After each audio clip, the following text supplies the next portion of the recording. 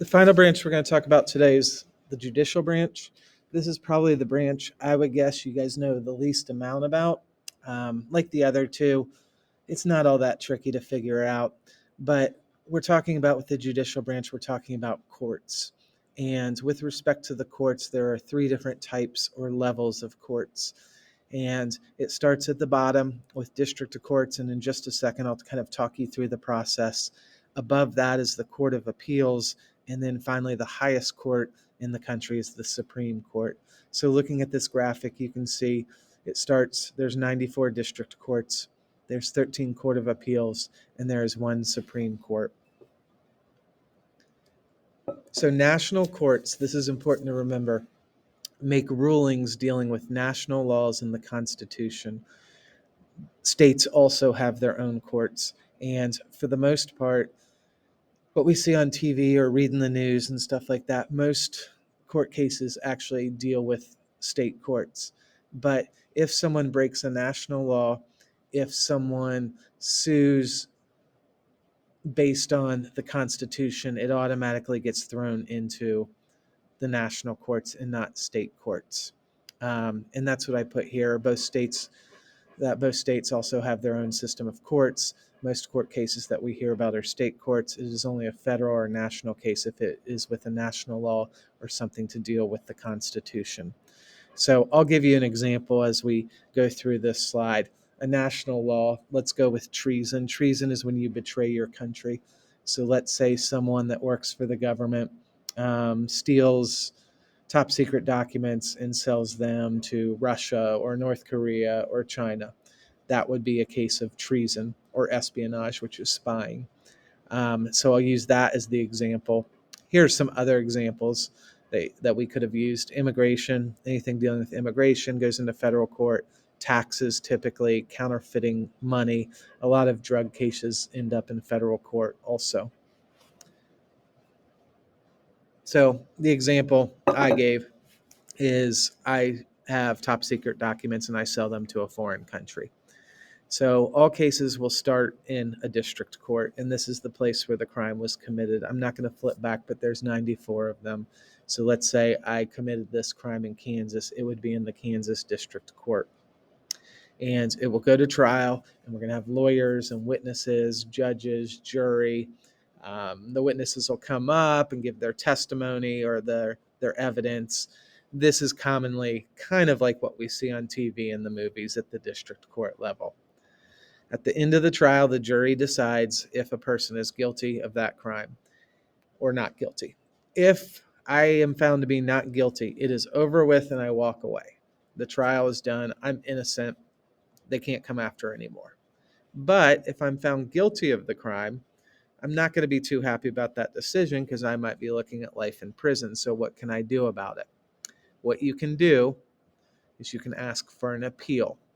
What an appeal is asking a higher court to review the case. That's when we go to the Court of Appeals. And there's only 13 of these. So not all cases get appeals. That's why there's not nearly as many. Their job is to determine if my first trial was fair and legal. They don't redo everything completely. You don't have lawyers in testimony and it goes on for weeks and weeks like we see at the district court. They're just determining if my trial that I was given was fair and was it legal, were all the laws followed.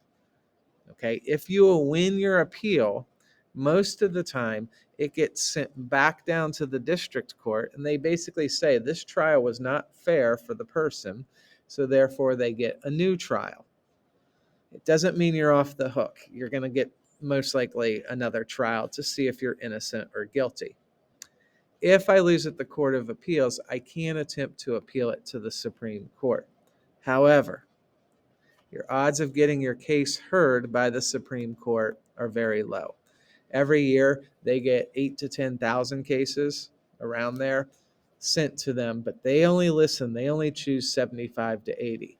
So if they don't choose yours, it's done, it's over with. Whatever the Court of Appeals said, most likely you're still guilty. Basically, what the Supreme Court does is they get to pick the cases that they think are most important to the country.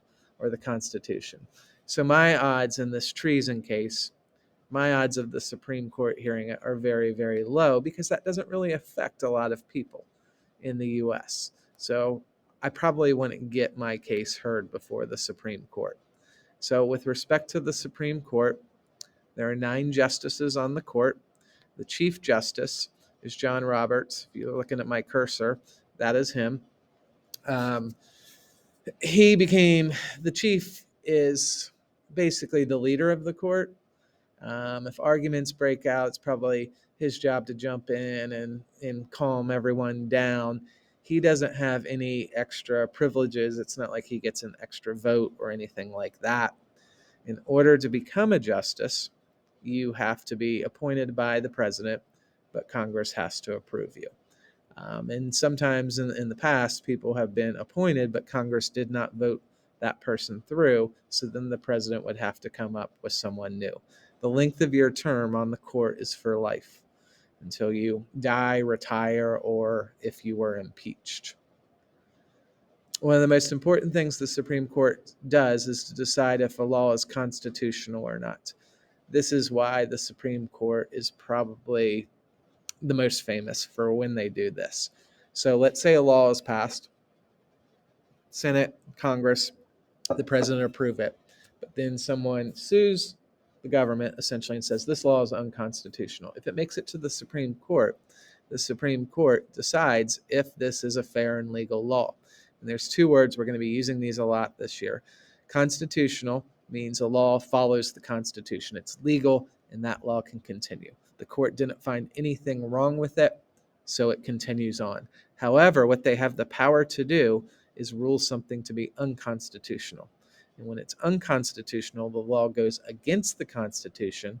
In essence, it's illegal, and that law will be thrown out, meaning it is no longer a law. So that's the power of the Supreme Court right there. They have the power to take a law that the president and Congress has approved and basically said, this law is no good, and it is now going to be thrown out.